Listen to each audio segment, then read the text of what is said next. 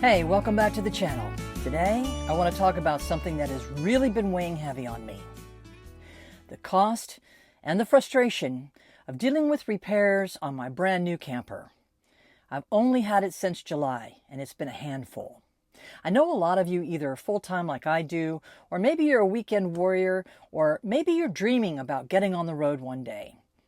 So I want to be real, and I want to be honest about what this experience has been like, because I don't want anyone walking into something like this blindly. Hi, my name is Casey, and I'm the old wandering lady. I bought this camper, like I said, at the beginning of July, and honestly, I've had more issues than I ever expected.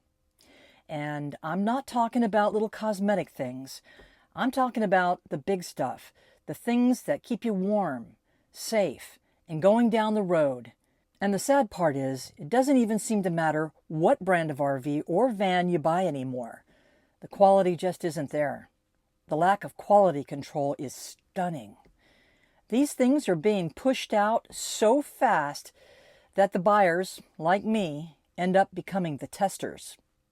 Since purchasing this rig, I've had to repair the air conditioner, the furnace, the hot water heater, and the water pump. And I even had to replace the carbon monoxide detector because it quit on me in the middle of a trip. And none of this, not one part of it, has been covered under the warranty. That's what really kills me. I called the manufacturer and I was told I could only get warranty work done at a dealership that sells their campers.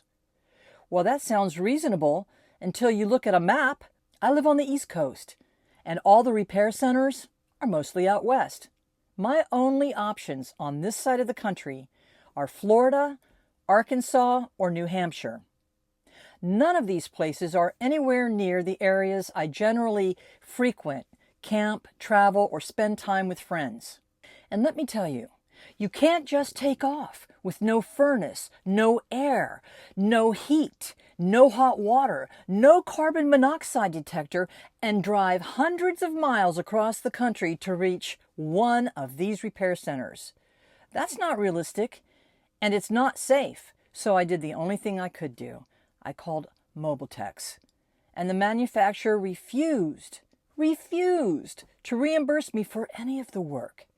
Every single repair has come straight out of my pocket. So far, since July, I've spent more than $3,000 on things that should have been covered under warranty.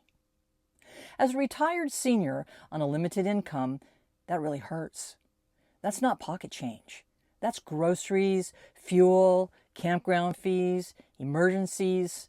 I'm not a money tree. I'm not made of money. I had a little tucked away, but this has really put a big dent in my finances. And if that wasn't enough, the furnace became my biggest headache. The biggest headache of all.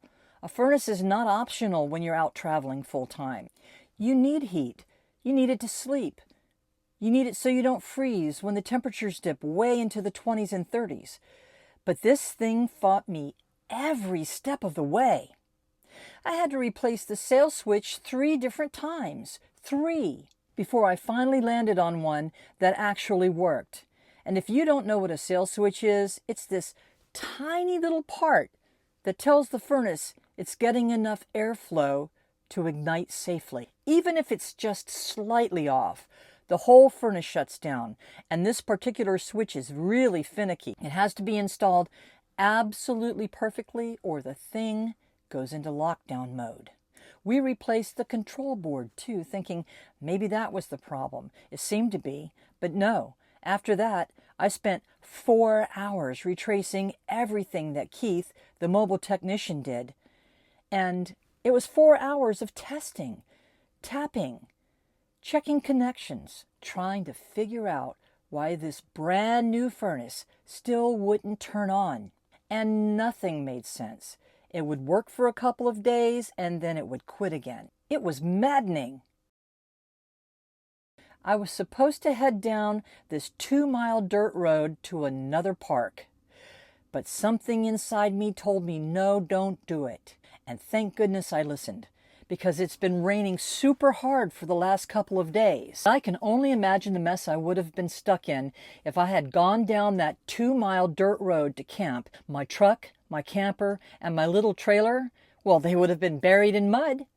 The good Lord is looking out for me. And not only did I land somewhere safe, but I ended up finding this old school RV repair shop. Now, you know the kind I'm talking about. The kind that have been around forever. They've been doing this forever, and they know what the heck they're looking at. Well, the technician there, Brock, he popped open my furnace cover, he poked around, and he had it working within 10 minutes. Not kidding, 10 minutes. After weeks of issues and hours of troubleshooting, this guy had it fixed as if it was nothing. It was a total no-brainer for him. Turns out there was a bad connection and the sail switch wasn't seated properly. And when he fixed it, the thing roared back to life like it should have. Like it was a brand new unit, which of course it is. It should have been roaring back to life all along. But thank goodness for Brock. After every repair bill, every cold night, every moment of stress, I finally have heat again. What a relief.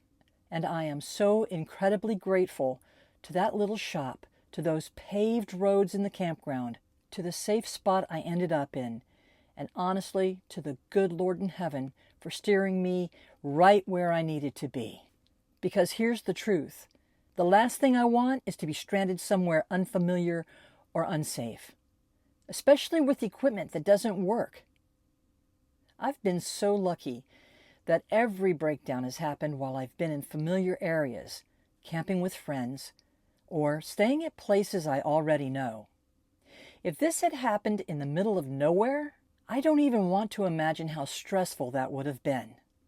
Calling mobile techs is expensive, but I've been fortunate to have decent techs. Even so, it all adds up. Every repair chips away at the bank account. And what really gets me is that I bought this camper new, thinking it would bring me peace of mind.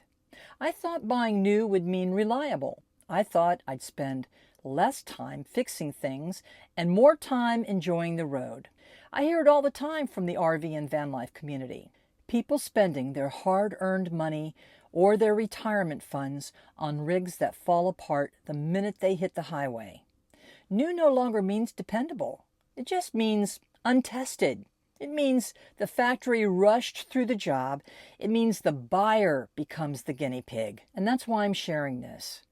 Not to complain, not to shame the brand, but to be honest about the reality of RV and nomad life today. Especially for seniors, especially for solo travelers, especially for anyone on a fixed income. Listen, I love this lifestyle. I love the freedom, the sunsets, the back roads, the quiet mornings. But this part of it, the constant repairs, the lack of support, this part's been rough, really rough. So this is where I am, a brand new camper, thousands of dollars spent, a warranty that's just been totally useless, and more troubleshooting than I ever thought I'd be doing. But I also have heat again. I'm safe. I'm dry. And I'm grateful. And I'm hoping that by sharing this story, someone else out there won't feel alone if they're going through the same thing I've been going through. Thanks for listening, and thank you for being here with me on this wild, unpredictable, and sometimes frustrating, but always rewarding journey. It's been quite the adventure. See you in the next one, and I'll see you down the road.